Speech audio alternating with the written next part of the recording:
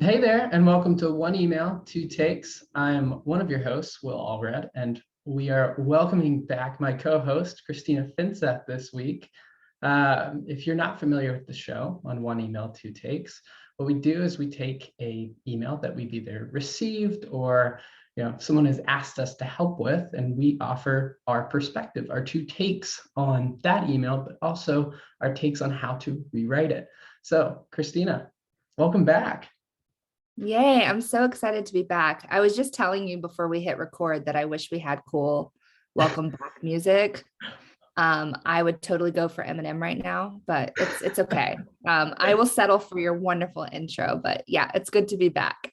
If you haven't been here before, a quick introduction on me. I'm Will Allred. I'm one of the co-founders at a company called Lavender. We have a Chrome extension that helps sales reps write better emails faster. Christina is one of our advisors. And Christina, do you mind reintroducing yourself? Yeah, I guess my introduction is going to be a little bit different since we last shot this, Yeah. but basically I run outbound marketing for Greenhouse Software, and I'm also responsible for Interseller for agencies because we were just recently acquired in November by Greenhouse. So lots of fun stuff going on my end. Yeah, and you've been an awesome advisor to us at Lavender, helping us with outbound. And particularly, I thought today would be a wonderful time to talk about breakup emails because it's something I used to be I used to be very anti-breakup email, but I thought it was perfect since you're coming back to talk about let's break up, right? It's something that you have personally changed my perspective on. And so let me share my screen and we can talk about it because I think we often try to figure out how do we end a cadence, right? Yeah. And it can be really awkward. We've all seen the emails of, press A if you've gotten eaten by an alligator. And there's way better ways to end and cut off a cadence. Yeah, I personally used to be of the belief, since I saw so many awkward takes of this, that we shouldn't do it. But Christina, when you came into Lavender and came to help us, you were like, trust me, this thing works. You just have to do it right. And probably opens up a larger discussion about like cadence strategy and stuff. But Christina, will you do us the honor of reading this email because I'm just so excited that you're back. I'm glad to be back too. And I think when we get into the rewrites, I'll kind of go into my high level philosophy on I don't like breakup emails either. Like that, I don't like to call them that. I like to call them bye for now. Cause let's be real, we're gonna reach back out if we don't get any kind of closure one way or the other. But anyway, I received this email and just like Will, get lots of emails. And in fact, that volume has gone up since I started at Greenhouse. So I get quite a bit and I have a special folder that I tuck them away in. But this is one I got after several attempts.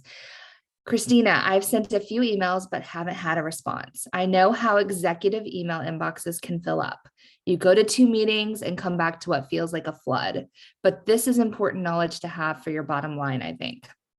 I wanted to reiterate how we're helping companies improve their ad campaigns, but I thought it would be better to schedule a quick call next week. If you're more comfortable talking on LinkedIn, here's my profile. If you prefer to talk live, here's a link to my calendar. Just book the best time for you and I'll show up at the appointed time. My best, and immediately, not a person, book time with me, then a name. The book time with me after my best, just like I saw it, I was like, what? Yeah, that was icing on the cake. I didn't even see that until I was putting it in the doc here. And I was like, oh, they didn't So even lead with their name and then maybe down below have like a book time with me. It was no, hey, I just gave you a link to my calendar, but by the way, book time with me. in case Exclamation point. this one might be easier for you. Yeah, yeah. I'll Oh, let you dig in. I already know so many things that I want to say, but go well, I ahead. mean, the first thing that comes to mind is like it's very wordy, right? Like this is important knowledge for your bottom line, I think. Yeah, the sentences run on, they're long. There's so much just like unnecessary information here. Um, Yeah, I look at words like just as like strong signals that we're just being too wordy. Um, but across this email, it's just like a lot of faux pas. I know how executive inboxes can fill up. Like we're all aware. You're just giving me a reason to opt out, right? If somebody emails me and says, "Hey, I know you're busy," I immediately think to myself, "You're right, I am," and then I just leave. So yeah, this one has a lot of interesting things. Like here's my profile on LinkedIn. Instead of pushing them to your LinkedIn, like couldn't you just integrate that into your outbound strategy and like reach out to me on LinkedIn as well? And it would probably showcase to me that you're trying to have a conversation. The hyperlinks to calendars that's the double book time with me that's something though. Yeah, but I'm with you on the wordiness. I like being a little bit more politely direct and sure in my language. So saying something like, this is important knowledge, like I feel like this is important for you to know for your bottom line, and then ending it with I think, makes me feel like you're really actually not sure if one, I'm the right person that this matters to, or two, that you really believe that you have something that's of value, right? Like I think and even like fluffy language, like I wanted to reiterate how. Nope, drop that. We're helping companies like, improve their ad Yeah. campaigns. Period. Yeah. If you're interested, let me know. If it's not good timing, then bye. Like it's cool.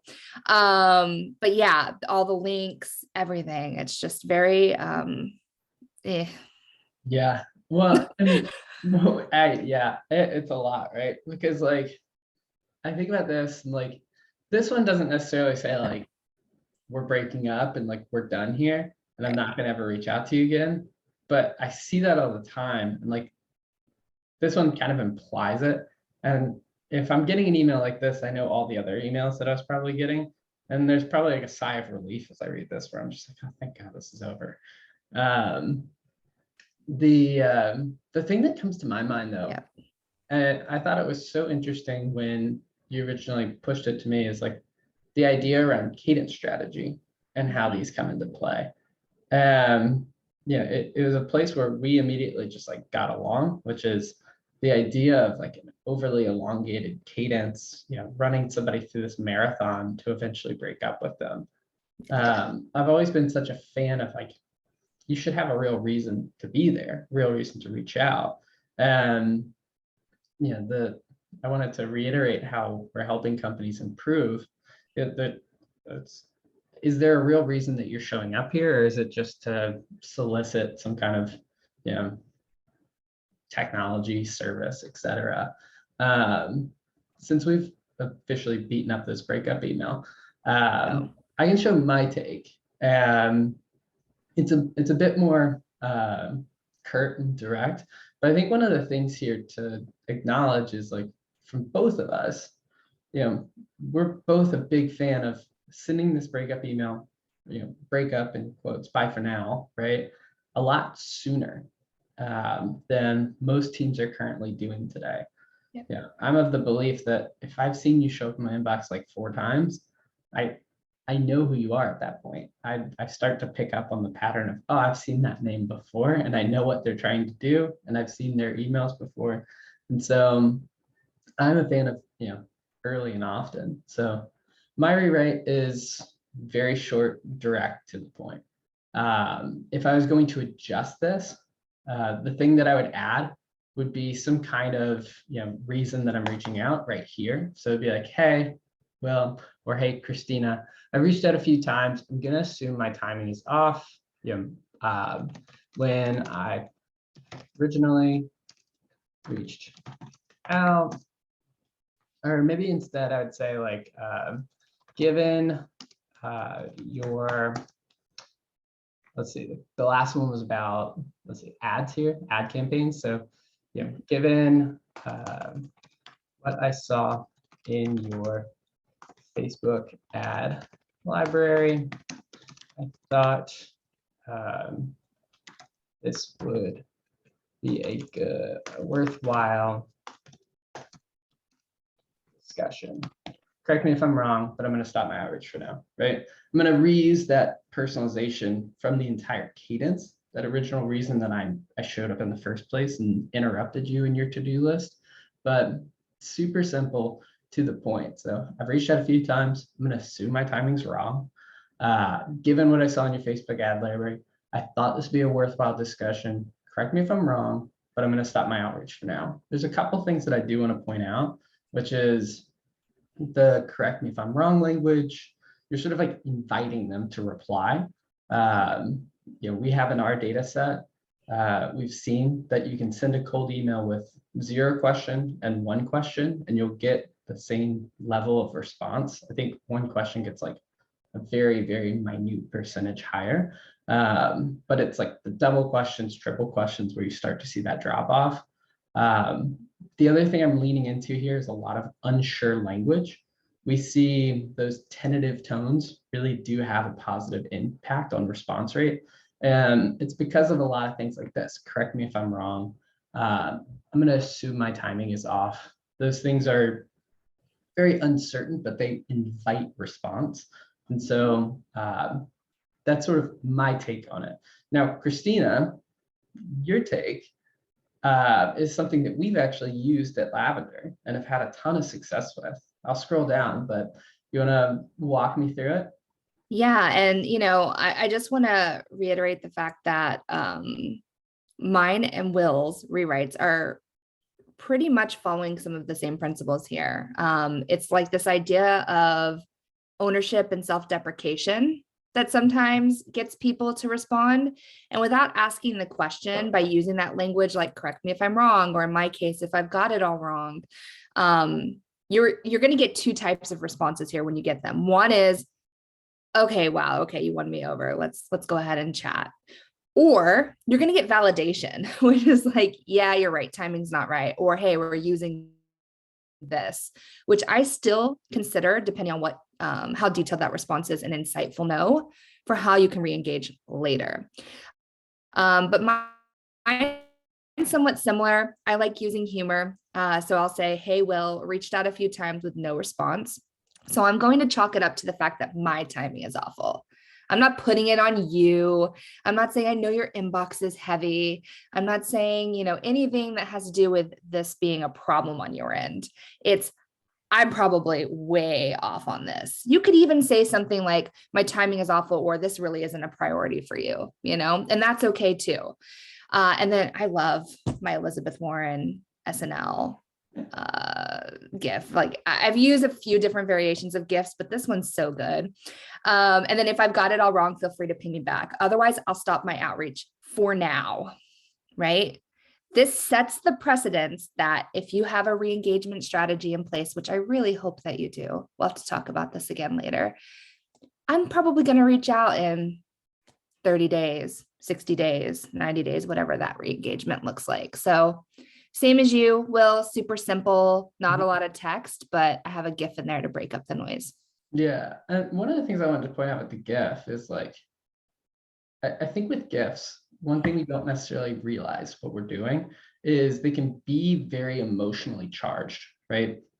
That visual element carries a lot more weight than the text itself. And so what's great about this GIF is like, it's funny, right? But it's inherently dry humor. It's not like some cat GIF where like the cat's like pleading, saying, like, please respond to me, anything like that, because that tone that GIF would bring would overpower the rest of the message. So I love this. And as you know, Christina, it gets over a 10% response rate from us. And the one type of response that you forgot to mention is the reply where people say, hey, actually, I was waiting to see when this cadence would end because I was enjoying your email so much. So that's always a good one too. You can keep using it, Will. It's all good. I still use a variation of this in almost every cadence strategy that I have. I mean, it works. It works across the board. So you converted me to a buy for now person. Yay. Oh, well, Christina, I'm glad you have me back. I was getting lonely over here. Let's see. Next week, we'll be doing this again. But I guess for now, this would be a bye for now. Well played. Bye for now. Oh.